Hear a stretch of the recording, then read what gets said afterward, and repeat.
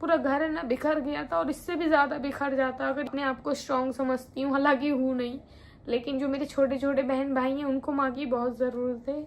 Hello guys, कैसे हो सब? आई होप आप लोग अच्छे होंगे। सो गाइस, जैसे कि आप लोग को पता ही है, मैं 3 महीने तक अपने घर पे नहीं थी और मैं कल ही गुजरात में आई हूँ।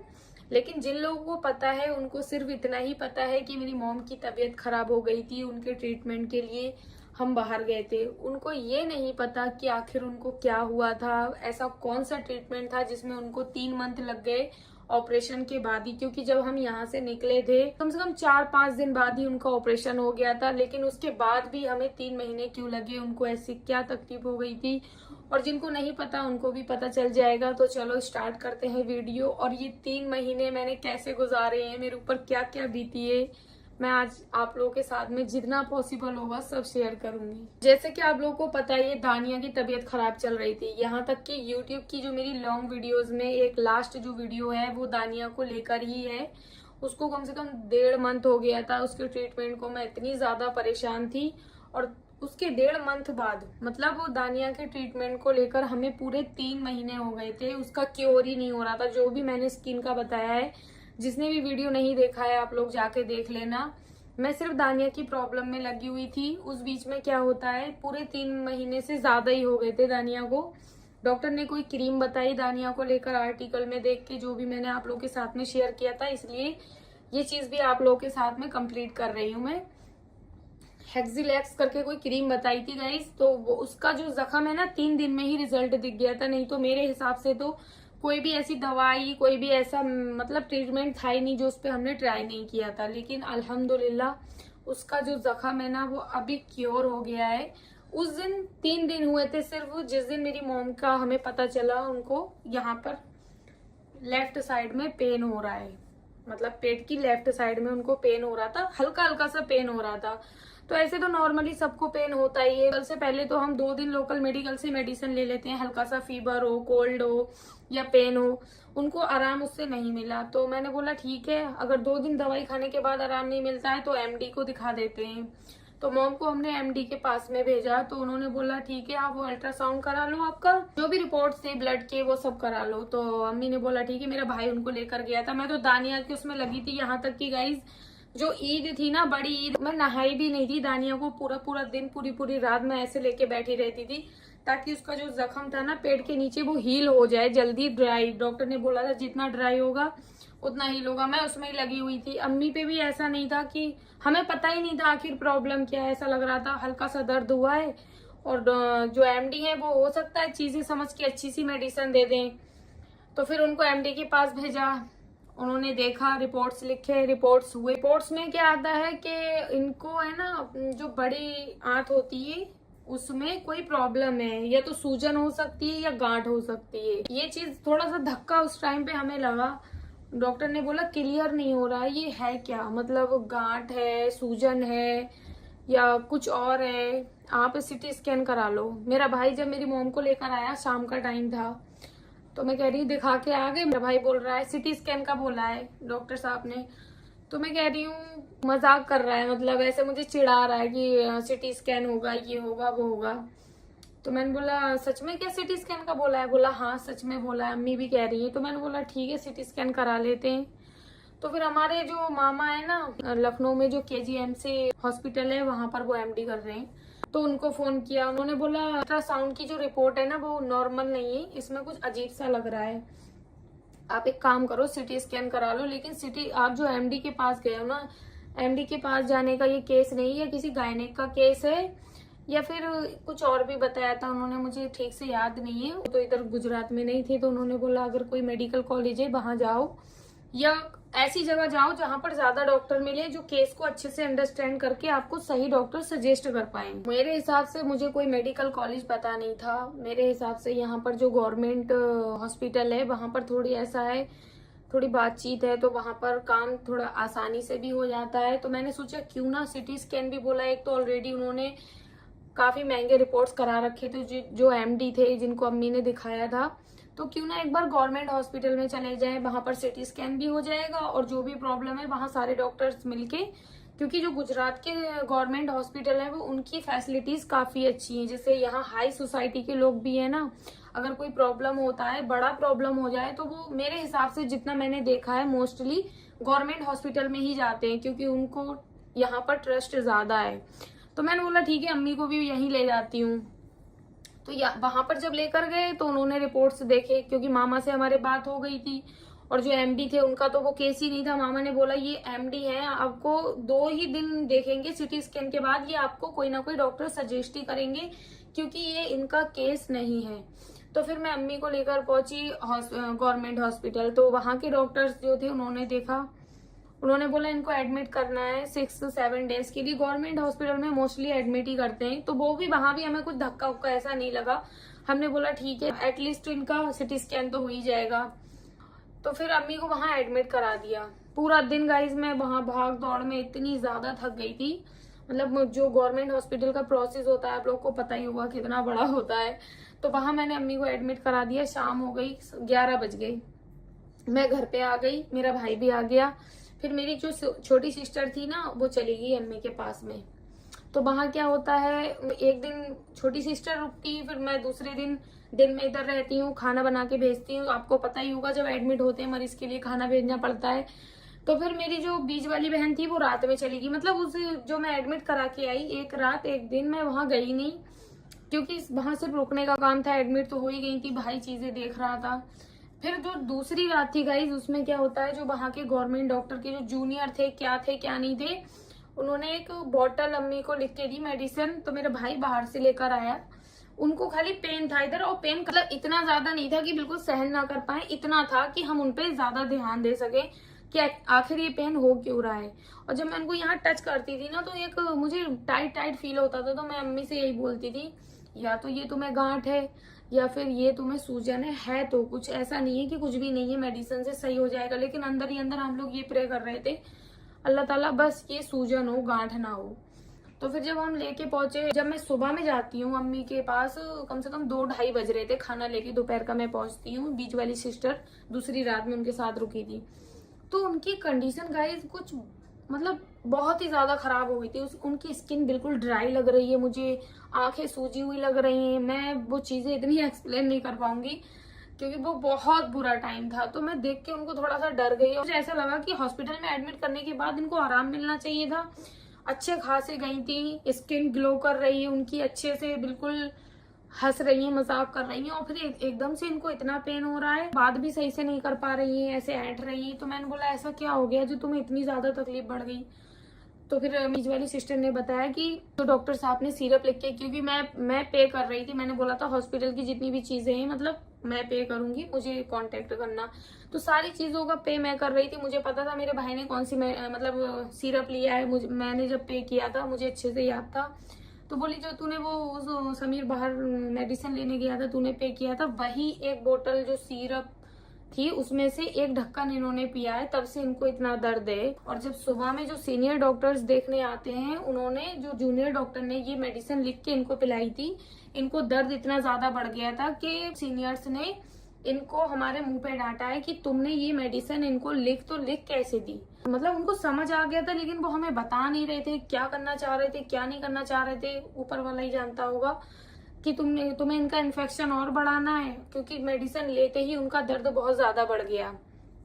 और गाइस जब देखो फैमिली पे बात आती है ना हेल्थ इश्यूज को लेके, तो इंसान पूरा हिल जाता है, और वैसा ही मेरे साथ हुआ, मैं पूरी हिल गई। जब मैं बाहर निकली ना, अम्मी को बाहर खड़ा रखा था, उनको इतना पेन था। वो तो चलो कोई बात ही नहीं, गवर्नमेंट हॉस्पिटल है तो उनकी फैसिलिटीज भी वैसे ही होंगी।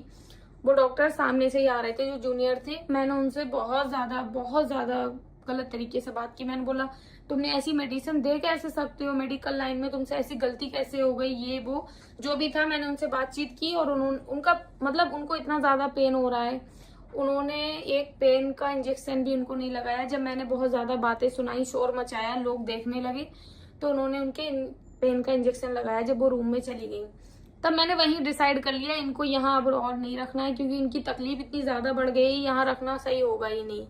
तो वैसे ही मैंने जो मेरे जान पहचान में है, जो मेरे अपने हैं, मैंने उनसे बात की कि इनको प्राइवेट हॉस्पिटल में ले जाना है, एडमिट कराना है, कौन से हॉस्पिटल में ले जाना है। तो फिर जो भी समझ में आया, यहाँ एक ओसबाल करके हॉस्पिटल है, वहां हम ले गए। वहां ऐसा है गाइस, बहुत सारे डॉक्टर्स हैं, क्योंकि हमारे घर में किसी को इतनी बड़ी प्रॉब्लम कभी हुई नहीं है।